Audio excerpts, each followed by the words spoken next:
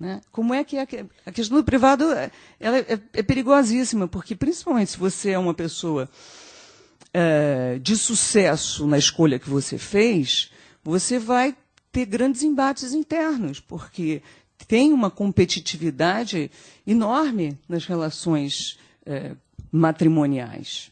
Né? Quem vai mandar em casa, quer dizer, os homens dizem que quem manda é a mulher, mas a gente sabe que não é. Não é verdade. Isso é uma máxima para seduzir a gente, mas a gente sabe que não é bem assim. Né? Tem uma estratégia masculina perfeita para achar que é a gente que manda, mas a gente sabe que não é a gente que manda. Para poder mandar, vai ter briga. E é a história lá do DR, né? Discussão de relação. Eu, para evitar discussão de relação, não tenho televisão no quarto, por exemplo. Não tem televisão no quarto. Tem uma única televisão em casa, num espaço neutro, e aí você vê que quando a pessoa quer ficar naquele espaço neutro, não pode ter papo DR, que é a tal da discussão de relação. Enfim, mas vamos voltar para o seminário, enfim.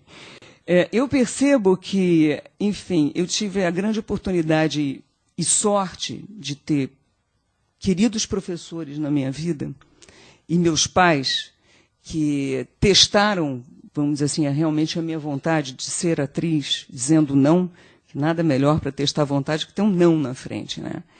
E, com isso, fortaleceram de uma maneira, acho que inquebrantável, a minha vontade. Porque dentro de casa eu não só aprendi questões como o feminino, como a luta pela libertação da mulher, vendo a minha mãe todos os dias lutar pela sua própria libertação. Então, assim, de manhã, o papai sempre lia o Jornal da Manhã e começava naturalmente pela parte da política. Depois ele vinha para a economia e, como não tinha jeito, ele tinha que ir na parte cultural, porque, afinal de contas, atores, né, artistas. Então, os grandes debates que me levaram em algum momento da minha vida, a me engajar de uma forma assim, absoluta na política e na questão da luta pelas diretas, começou dentro da minha casa também. Então, eu volto e me perguntar essa questão assim, né? Nesse momento em que a gente está rediscutindo como é que vai ser a mulher no século XXI, eu volto a pensar na questão da mãe, da mulher, da esposa, que a gente tem uma questão pedagógica mesmo. Né? A gente vai educando os filhos, que serão os novos patrões, que serão os novos chefes, que serão os novos líderes. Vai educando o quê? No debate da humilhação interna, que realmente rola, no trabalho feminino que a mulher faz em casa. Então, assim, eu percebo que a mulher hoje ela tem um desafio enorme de educar um novo homem. Tem. Com certeza, ela tendo que estar no mundo do trabalho, ela vai reeducando os homens que estão à volta dela também. Eu vejo que eu faço isso o tempo todo. Não era só o meu filho que eu tinha que educar. Eu percebi que alguns dos meus fracassos matrimoniais vieram dessa situação. Esse novo homem, ele ainda não aconteceu. O homem está perdido em relação à mulher. Ele não sabe bem o que fazer com essa mulher, que às vezes ganha muito mais do que ela, inclusive. Uma mulher que conseguiu criar o seu universo muito mais, ganhar, conseguiu ter sucesso na sua vida profissional, ter respeito. Quer dizer, dificilmente o homem não se sente inferiorizado. Então a mulher volta a ser aquela que, atrás de um grande homem, você vê uma grande mulher. E agora que existe essa paridade doméstica, como fazer para o homem não se sentir humilhado? É muito difícil. Então é gozado, porque às vezes você quer cantar vitória e você percebe que se você for cantar a sua vitória, você está humilhando o seu companheiro. Então, como é que você faz? Então, vou voltar para o começo. Todos os dias, quando eu me vejo no espelho, eu me pergunto, que mulher é você hoje? Porque é uma mulher que ela vai ter que debater todas essas questões que foram colocadas aqui de uma maneira não filosófica, mas de uma maneira existencial e prática. Então, assim, eu percebo que a escolha do ser atriz e acabei indo fazer sociologia, naturalmente, o que me ajudou talvez muito mais como cidadã, com certeza, e tornou a atriz uma atriz aliada da brasileira, aliada da mulher brasileira e aliada de muitos homens brasileiros, porque eu ainda tenho a oportunidade de participar de alguns encontros políticos até hoje, e eu me surpreendo muito como os homens que estão, de alguma maneira, mandando nesse país são homens pessoalmente muito frágeis. Muito frágeis. Eles vivem problemas seríssimos em casa. É verdade. É verdade.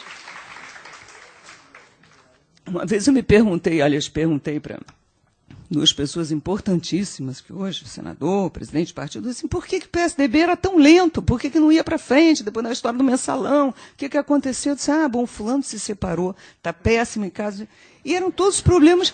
É verdade, eram todos problemas psíquicos, as pessoas estavam frágeis, não é porque tinha perdido a eleição, não, a mulher tinha brigado com ele, a empregada tinha ido embora, a amante estava, enfim, dando problema. Então, isso não é possível, o cara é presidente de um partido, ele não consegue agir porque... É verdade. Lamentei a morte do Eduardo Mascarenhas, que depois entrou para a política, mas que era um grande médico e um excelente psiquiatra, e faz falta em Brasília de qualquer maneira. Enfim, mas eu percebo que a escolha ela foi bem-vinda, porque, da mesma maneira que a Rosisca estava falando, da presença do feminino na cultura, eu percebo que eu tive a sorte de participar de um momento em que a televisão, especificamente a nossa televisão brasileira, ela começou a se tornar um espelho dessas mudanças femininas. Então, eu ainda estava casada com o Denis, bem no comecinho, 1979, e Denis vem a dirigir ele não era um diretor não, ainda, já era só ator. Ele vem fazer parte de um seriado chamado Malu Mulher, que marcou a história, tá, da nossa televisão brasileira. Era a primeira mulher feita pela namoradinha do Brasil, Regina Duarte, ela dando uma volta por cima do próprio mito, namoradinha do Brasil, namorada perfeita, esposa perfeita, e virando o jogo numa atuação e num seriado que entrou para a nossa história. Então, eu percebo que a televisão, nesses últimos 35 anos, é verdade, né? Eu tenho que dizer, eu posso dizer que ainda foi em 1970, mas eu roubo 5 anos e pronto, não tem problema. Ela vem demonstrando, não só para o Brasil, mas para o mundo já, porque a nossa televisão é uma televisão que ganhou, inclusive o Emmy o ano passado, com o Caminho das Índias, ela é uma incentivadora dessa reflexão da mudança feminina. Então, nesses anos de carreira em que eu acho que eu já vivi mais de 50 ou 60 personagens, quer dizer, eu acho que esse universo feminino é um universo, para mim, tão curioso, né? Quando eu me pergunto que mulher eu vou ser hoje, e quantas mulheres estão no meu peito, e quantas mulheres fizemos um filme juntos, tive a honra de ser dirigida por este agora imortal. Mas você já era imortal, né? Já fazia cinema, né, amor? Lindo filme. Dos gestos mais bonitos que eu já vi. Quando o cinema foi... Vou fazer um pequeno à parte aqui. O cinema fez 100 anos, né? A França resolveu chamar diretores do mundo inteiro para homenagear o cinema. E o nosso querido, em vez de homenagear o cinema brasileiro, homenageou o cinema da América Latina, porque ele foi o único diretor da América Latina convidado para fazer um filme. E ele fez um filme Cinema de Lágrimas da América Latina, em homenagem ao cinema da América Latina. Não posso chamar de você, né? Você é maravilhoso. Mas foi um gesto de grande generosidade. Grande generosidade. Enfim, então o que eu percebo é que nessas 60 mulheres ou mais que já passaram pelo meu peito, eu percebo essa questão.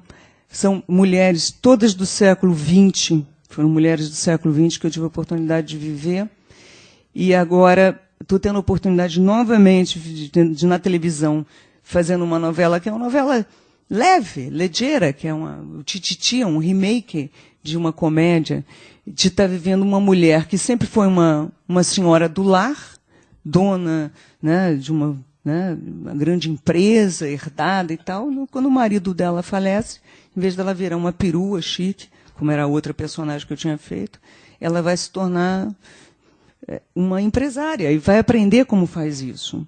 Então, ela acaba sendo um exemplo e uma incentivadora à reflexão. Ser ou não ser perua inútil? Não, posso ser uma perua útil, posso ser linda, posso usar... Né? Não, é porque as pessoas têm muita vergonha, as mulheres têm vergonha. Eu acho gozado que as mulheres têm uma certa vergonha de se adereçar. Elas ficam achando que elas ficam um pouco demais, mas elas gostam, é natural se fazer bela, né? É uma questão feminina também. Nós gostamos de nos adereçar. Não é só para os homens, nós gostamos para nós. Aí, quando você faz uma personagem que gosta de ficar linda, as pessoas dizem assim, foi difícil fazer? Foi, porque eu, de um modo geral, ando de calça jeans, ando muito de preto e tal. Mas elas, de alguma maneira, elas foram também trazendo esse lado feminino para mim e esse lado sendo, né, espargido para o mundo. Tá certo, né, professor? Espargido, né? Eu tenho que tomar muito cuidado aqui com qualquer palavra que eu diga, os verbos, tudo. Ai, enfim. E, na outra mão, tendo a oportunidade de, no teatro, estar fazendo uma personagem, que é uma personagem que vem sendo cultivada já há 23 anos, que é uma personagem do Renato Borg, chamado a Loba de Ray-Ban, que nasce como uma personagem masculina, que ele escreveu há 25 anos atrás, e uma grande amiga dele, ele deu para a grande amiga dele ler a peça, e quando ela leu, ela diz assim, mas você vai dar isso para um homem fazer? Ele falou, claro, eu escrevi para um homem fazer. Disse, não, o teatro brasileiro é um matriarcado. Só uma mulher poderá fazer esse papel. Ele falou, você tem certeza? Eu falei assim, é óbvio que eu tenho. Você pode versionar isso para o feminino, quem vai fazer sou eu. Aí foi Renato Borg versionar o Lobo de Ray-Ban para a Loba de Ray-Ban. Ele demorou 8 meses. E, infelizmente, quando ele entregou o texto à atriz, ela já estava muito doente, não pôde fazer. Mas, em homenagem a ela, eu estou fazendo, o nome da atriz é Dina Sfati. E ela tinha toda a razão, porque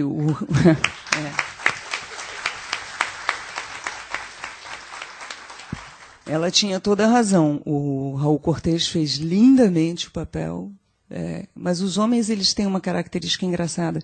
Os homens eles riem da sua própria dor.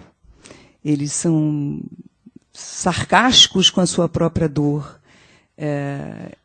Eles são cínicos com a sua própria dor. Herança de toda uma educação de que o homem não podia chorar, o homem tinha que ficar firme.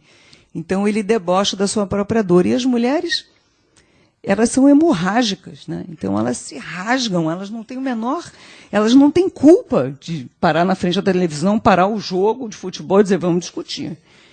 Apanham por isso, infelizmente, até hoje, né? E muito. Mas